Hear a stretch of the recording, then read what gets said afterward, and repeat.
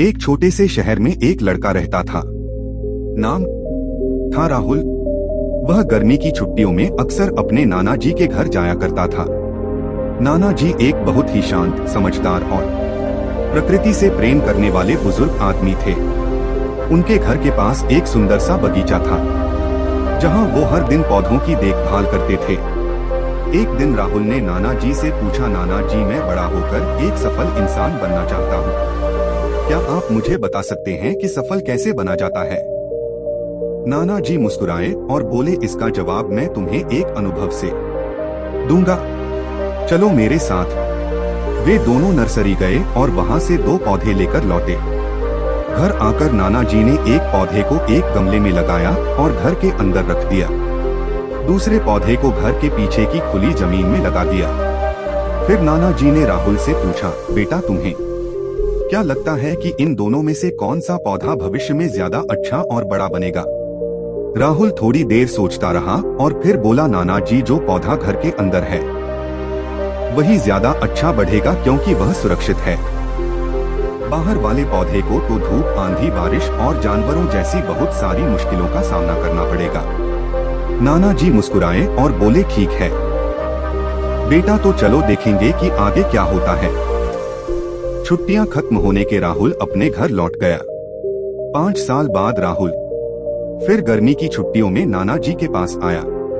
राहुल ने कहा, नाना जी, पिछली बार मैंने आपसे सफल कैसे बना जाता है यह पूछा था, लेकिन आपने जवाब नहीं दिया। इस बार आपको मुझे जरूर बताना होगा।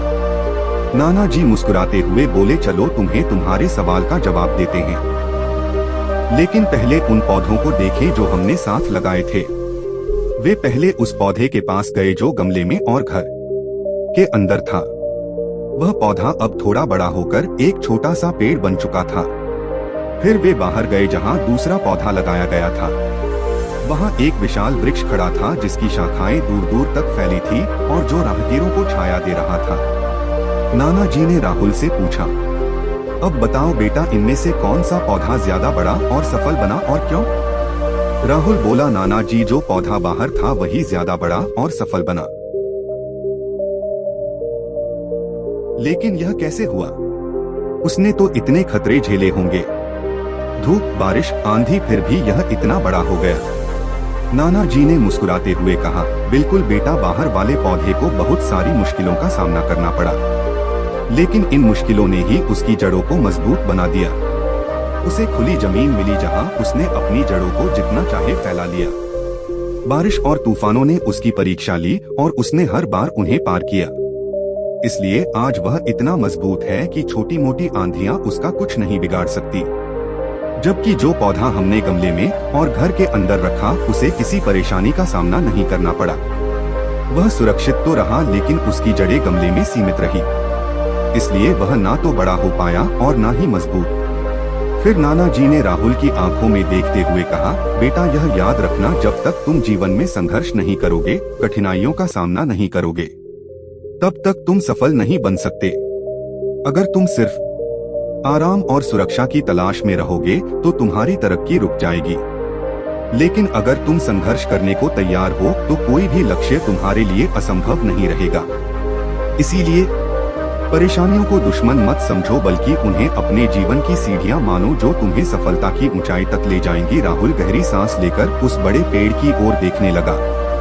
नाना जी के शब्द उसके मन में गूंजने लगे, जिन रुकावटों को हम अपनी जिंदगी के दुश्मन समझते हैं, वही रुकावटें हमें और मजबूत बनाती हैं और हमें सच्ची सफलता की ओर ले जाती है। इस कहानी से हमें यह सीख मिलती है कि हमारी जिंदगी में चुनौतियां और कठिनाइयां अक्सर आती हैं। कभी हालात हमारे खिलाफ होते हैं तो कभी रास्ता धुंधला दिखता है, लेकिन यही चुनौतियां हमें निखारती हैं, हमारे अंदर छिपी ताकत को उजागर करती है। जैसे बाहर लगे पौधे ने आंधियों, बारिश और धूप का सामना करके खुद को एक विशाल और मजबूत वृक्ष में बदल लिया, उसी तरह जब हम मुश्किलों से डरने के बजाय उनका सामना करते हैं तो हम भी अंदर से उतने ही मजबूत बनते हैं। आरामदायक जिंदगी भले ही सुरक्षित लगे, लेकिन वह हमारी असली क्षमता को उभरने नहीं देती। जो लोग कठिनाइयों से भागते नहीं बल्कि उन्हें स्वीकार करते हैं, वही एक दिन सफलता को हासिल करते हैं। क्योंकि सफलता केवल सुविधाओं में नहीं बल्कि संघर्ष के रास्तों पर चलने से मिलती है। आपको यह कहानी पसंद आई हो तो कृपया इसे लाइक करें और अपने दोस्तों के साथ शेयर करें। अगर आप ऐसी ही और प्रेरक कहानियों को सुनना चाहते हैं तो हमारे चैनल को सब्सक्राइब करें और बेल आइकन दबाना ना भूलें ताकि हमारी नई कहानियां आप तक सबसे पहले पहुंच सके। धन्यवाद।